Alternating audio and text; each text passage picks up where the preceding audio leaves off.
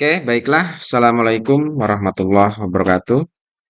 Kembali kita akan coba lanjutkan untuk proses pencatatan dokumen transaksi dari UD Lancar Jaya, di mana pada pertemuan sebelumnya kita sudah sampai pada tahapan pencatatan dokumen transaksi nomor 25. Untuk mempersingkat durasi waktu, sekarang kita langsung saja ke dokumen transaksi nomor 26. Nah, untuk mempermudah proses pencatatan, saya akan coba bagi seperti ini layarnya. Oke, kita langsung ke dokumen nomor 26. Di sini kalau kita lihat ada faktur ya, kopnya adalah Lancar Jaya atau perusahaan yang sedang kita buatkan laporan keuangan. Artinya ini bisa kita simpulkan sebagai transaksi penjualan secara kredit. Ya, seperti biasa, adanya transaksi penjualan secara kredit, yang pertama kita akan catat di sales jurnal untuk mencatat nilai penjualannya. Di sini kita lihat tanggal transaksi tanggal 27 dengan nomor bukti F12-3. Lalu di sini kita jual kepada toko Jaya Maju, ya, deskripsi toko Jaya Maju. Lalu setelah itu baru kita masukkan dari sisi sebelah kredit. Yang pertama kita masukkan nilai penjualannya, ini kita ambil dari subtotal ini, yaitu 431 juta. Kemudian untuk nilai PPN-nya, yaitu PPN 10% ini 43 juta 100. Dan di sini ada beban angkut 90.000, kita masukkan ke kolom freight collected. Nah, setelah itu baru total nilai sales ini ditambah dengan PPN, ditambah dengan freight. Ini kita jumlahkan, kita masukkan ke sisi debit kolom account receivable sebagai piutang dagang kita. Itu yang pertama, jika ada transaksi penjualan secara kredit. Lalu kemudian yang kedua, setelah kita masuk ke sales journal, maka nilai piutang yang muncul di sini atas adanya transaksi penjualan secara kredit, ini kita lihat muncul piutang 474.190. Nah, nilai piutang ini akan kita posting atau kita pindahkan ke buku besar pembantu piutang atau subsidiary ledger account receivable di sini. Oke, di sini kita masuk ke buku besarnya atas nama Toko Jaya Maju, berarti yang ini. Kita masukkan tanggal transaksi dan keterangannya adalah kita masuk sales jurnal karena kita mau memindahkan tadi nilai piutang yang muncul di sales jurnal. Lalu refnya adalah SC, dan tadi di sisi di sales jurnal munculnya piutang ada di sisi debit, yaitu totalnya tadi kalau nggak salah 474.190. Ini sesuai dengan yang di dokumen. Kita lihat, kita pastikan dulu bahwa nilai piutang muncul. Ini nilainya adalah ya ini 474.190. Karena itu ada di sisi debit, maka di buku besar pembantu piutang kita akan posting atau masukkan di kolom posting di sisi sebelah debit seperti ini. Ya, kita masukkan di sisi debit, lalu kemudian kita akumulasi dengan nilai saldo sebelumnya. Kita lihat di sini sebelumnya tidak ada saldo piutang, artinya sudah lunas. Karena tanggal 27 ini muncul penjualan kredit kepada Toko Jaya Maju, maka otomatis ini jumlah ini akan menjadi piutang dagang per tanggal 27 Desember. Seperti itu. Ya, atau kalau bahasa mudahnya adalah sebelumnya nggak ada saldo, maka otomatis ini akan jadi saldo per tanggal 27. Itu yang kedua. Yang ketiga, jika adanya transaksi penjualan secara kredit, maka kita akan catat juga di kartu persediaan sebagai adanya perubahan atas nilai persediaan atau jumlah persediaan. Di sini kita lihat bahwa di tanggal 27 kita menjual 14 unit untuk aser dan 8 unit untuk SAR. Sekarang kita masuk dulu ke kartu persediaan inventory card atas nama barang yaitu aser dulu. Oke, kita masukkan ya tanggalnya. Tanggal 27 seperti tadi, nomor fakturnya adalah F12-3, keterangannya adalah Toko Jaya Maju. Oke, karena transaksi penjualan, maka di kartu persediaan kita masuk ke kolom out. Kita masukkan jumlah penjualan untuk untuk aser itu adalah 14 unit. Dengan harga pokok barang yang kita jual tanggal 27, harga pokoknya kembali kita akan lihat di kolom balance ini. Di sini harga pokok barang yang kita jual itu adalah 18.250. Maka kita masukkan di sini 18.250 667 sesuai dengan yang ada di persediaan ini. Lalu kemudian kita jumlahkan 14 unit dengan harga pokoknya, maka total harga pokok untuk 14 unit adalah Rp255.509.333. Lalu setelah itu baru kita perhitungkan dengan kolom saldo. Sebelumnya ada 30 unit dijual 14, maka sekarang sisa persediaan menjadi 16 unit. dengan harga pokok masih utuh, sehingga nilai persediaan untuk asar per tanggal 27 itu adalah 292 juta 10.672. Oke, itu untuk barang asar. Sekarang kita masuk ke kartu persediaannya untuk SHAP. Sama tadi kita masukkan tanggal, nomor, dan keterangannya. Oke, kita masuk kembali ke kolom out karena penjualannya. Di sini SHAP kita jual 8 unit dengan harga pokok barang yang kita jual. Kita lihat di price column balance di sini barang yang kita jual itu harga pokoknya 15.450. Dengan total harga pokok untuk 8 unit itu menjadi 123.608.000 606.956 rupiah. Lalu masuk kolom saldo, sebelumnya ada 20 dijual 8, sekarang menjadi 12 unit dengan harga pokok masih utuh. Nilai persediaan sekarang untuk SHAP per tanggal 27 itu adalah 185.410.440 rupiah. Itu yang ketiga.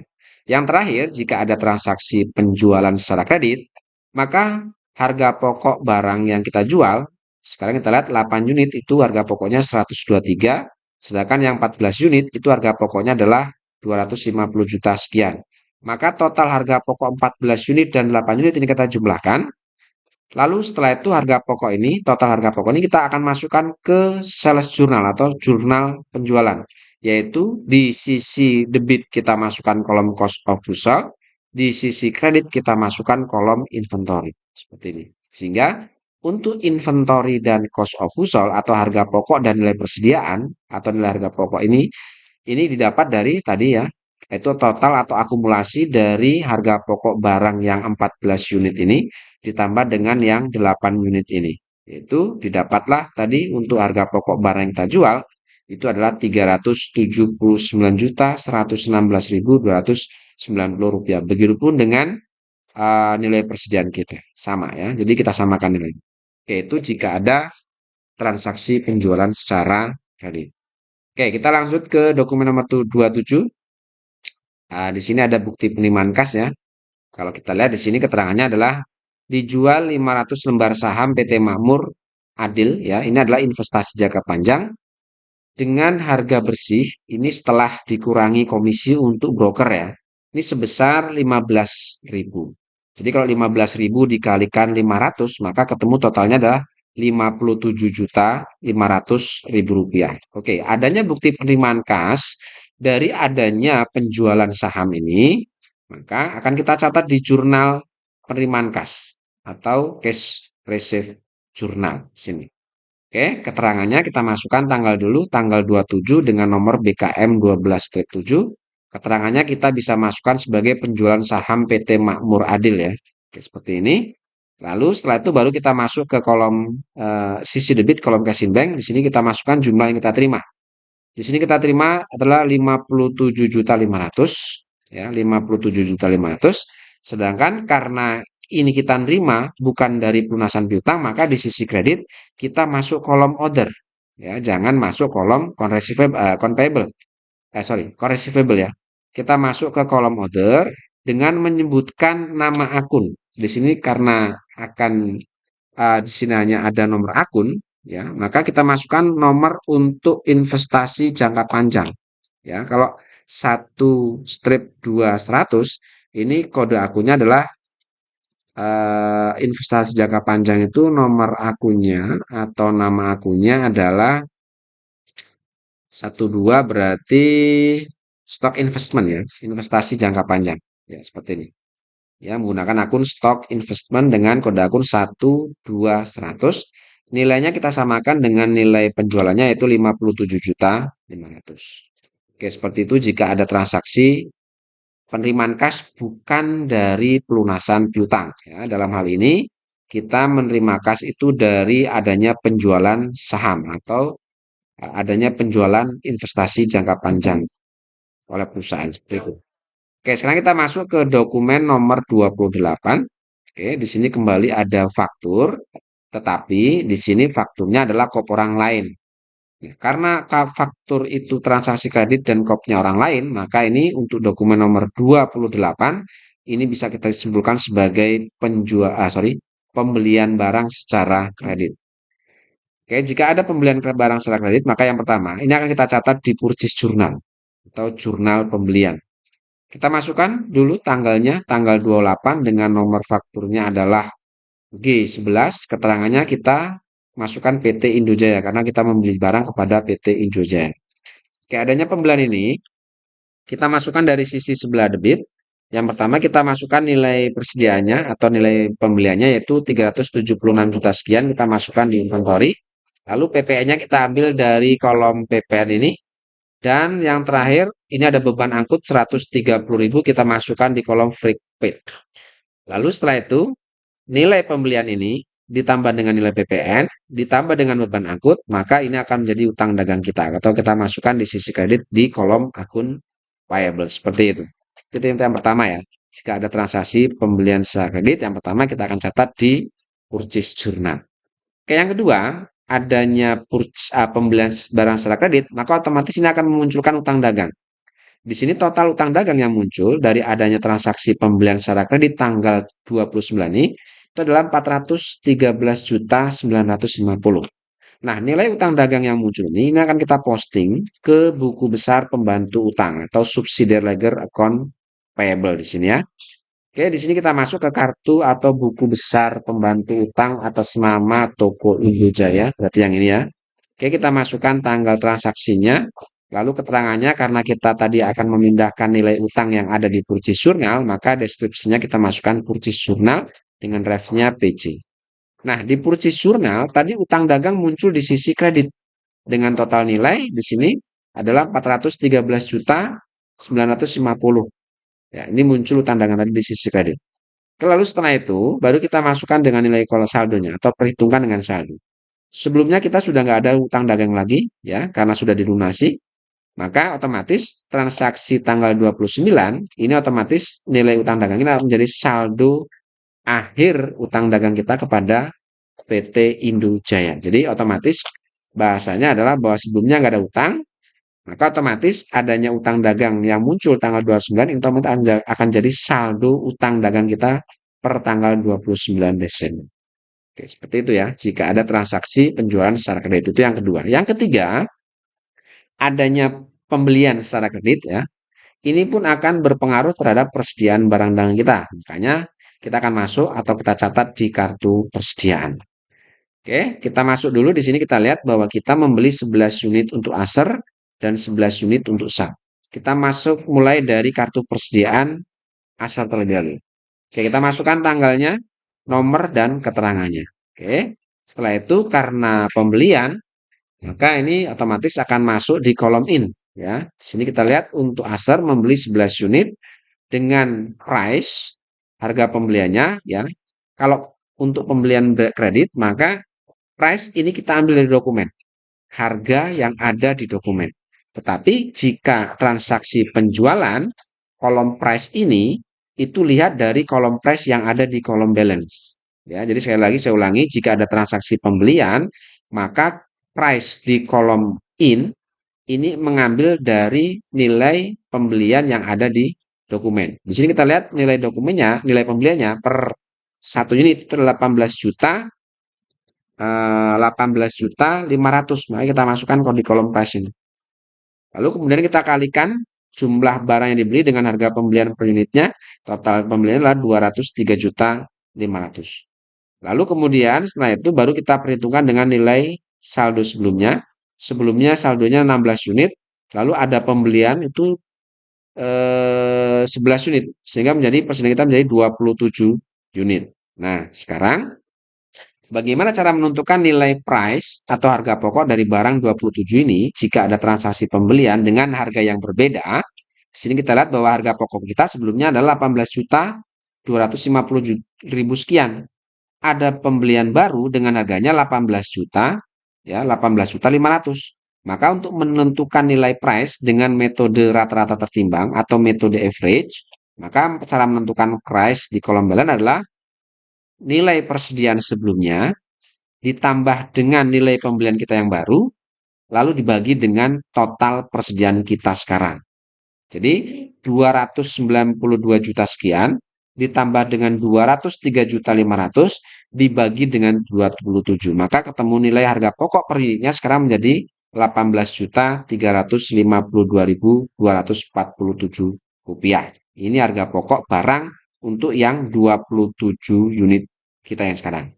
Lalu untuk kolomnya ini tinggal kita kalikan saja. Maka di sini ketemulah nilai persediaan kita untuk 27 unit sekarang menjadi 495.510.672. Oke, seperti itu. Sekarang kita masuk ke kartu persediaan yang kedua adalah kartu persediaan yang SAP. Seperti tadi kita masukkan tanggal, nomor, dan keterangannya. Lalu di sini untuk yang SAP kita pun sama membeli 11 unit ya. Kita masuk kolom in karena pembelian. Lalu dengan harga pembelian di sini adalah 15.700.000. Sehingga total nilai pembelian kita itu menjadi atau tanggal 27 itu adalah tanggal 29 itu adalah 172.700.000 rupiah. Kemudian kita masuk kolom saldo ya, sebelumnya ada 12 unit lalu ada pembelian baru 11 unit, maka sekarang persediaan kita berjumlah 23 unit. Dengan harga pokok barang untuk 23 seperti tadi ya, cara menghitung price, kolom price atau harga pokok barang jika ada pembelian dengan harga yang berbeda dari harga pokok barang kita yang di gudang, maka cara menentukan price-nya dengan metode average itu adalah nilai persediaan kita sebelumnya ya, ditambah dengan nilai pembelian kita yang baru dibagi dengan jumlah persediaan barang kita sekarang. Maka ketemu di sini untuk harga pokok barang dengan untuk 23 unit adalah 15.570.019 rupiah. Dengan nilai persediaan itu menjadi 358.110.440 rupiah. Jadi 23 unit ini harga pokoknya sekarang 15.570.000 sekian. Nilai persediaan untuk 23 unit adalah 358.110.440 rupiah. Seperti itu ya, jika ada transaksi pembelian kredit. Sekarang kita lanjut ke dokumen nomor 29. Di sini ada pengeluaran kas ya, keterangannya untuk pembayaran angsuran bulanan. Berarti kita mengeluarkan kas untuk bayar angsuran bank. Adanya pengeluaran kas untuk membayar angsuran bank, yang pertama kita catat di jurnal pengeluaran kas atau cash payment journal. Kita masukkan tanggal transaksi tanggal 30 dengan nomor transaksinya di situ adalah BKK 12 lalu keterangannya kita ambil di sini pembayaran angsuran ya, pembayaran angsuran bank. Oke, jumlah yang kita keluarkan di sini untuk cashing bank totalnya adalah 25 juta. Maka ini kita masukkan di kolom cashing bank sisi kredit. Ya, 25 juta. Nah, uang yang kita keluarkan 25 juta, ini keterangannya adalah untuk membayar angsuran pokok atau pinjaman pokok 20 juta. Nah, pinjaman pokok ini akan kita masukkan untuk akunnya adalah Bank BCA Loan, yaitu kodenya 2/200. Nilainya adalah 20 juta. Dan untuk bunganya ini kita gunakan akun interest expense atau beban bunga dengan kode akun 9100. Nilainya adalah 5 juta. Jadi karena kita mengeluarkan kas bukan untuk membayar utang dagang, maka di sisi debit kita masuk kolom order, jangan masuk kolom account payable ya. Dengan di sini digunakan dua akun. Akun yang pertama adalah untuk mencatat pinjaman pokoknya.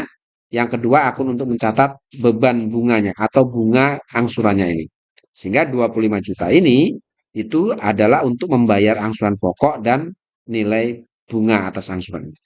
Yaitu jika pengeluaran kas bukan untuk membayar utang dagang, tetapi di sini membayar angsuran atau cicilan bank. Itu. Dan yang terakhir kita masuk dokumen transaksi nomor 30. Ini yang terakhir ya. Ada pengeluaran kas kembali. Berarti kita masih di cash payment. Di sini adalah untuk pelunasan kartu kredit atau Mastercard ya untuk bulan November. Maka jika ada transaksi pengeluaran kas seperti ini, yang pertama kita masukkan tanggal dan keterangannya ya. Di sini adalah pelunasan kartu kredit. Oke, di situ untuk pelunasan kartu kredit kita mengeluarkan 5.580. Maka karena ini kita keluarkan kas, maka kita langsung di sisi kredit kita masuk ke casing bank. Nilainya adalah 5.560. 5.580 di sini untuk membayar kredit dan bunganya.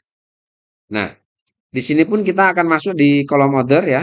Di kolom order yang pertama adalah kita gunakan kartu kreditnya atau utang kartu kredit ya. Kode akunnya adalah 2100. Ini adalah utang kartu apa? kredit, utang kredit ya, utang kartu. Apa di sini kita lihat di sini kode akunnya adalah credit card ya. Mastercard, sorry, Mastercard ya, utang kartu kredit ya. Dan yang kedua, nilainya tadi berapa tadi? Nilainya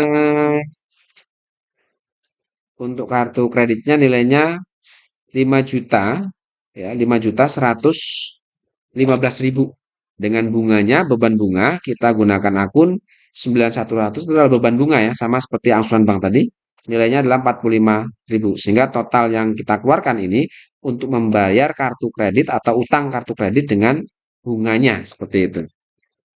Oke, saya rasa ini ya, karena ini sudah selesai, semua transaksi sudah kita catat, maka langkah selanjutnya setelah semua kita masukkan ke jurnal, kita tinggal melakukan perapihan atas jurnal-jurnal yang kita susun nih, ya. Kita rapikan, kita jumlahkan satu-satu dari series jurnal, ya. Kita jumlahkan satu-satu per kolom seperti ini. Lalu kemudian kita buat rekap. Ya, saya rasa untuk cara membuat rekapitulasi jurnal ini, ya, ini akan kita lanjutkan ke bagian atau pertemuan selanjutnya karena terlalu panjang durasi. Saya rasa cukup ya. Terima kasih. Assalamualaikum warahmatullahi wabarakatuh.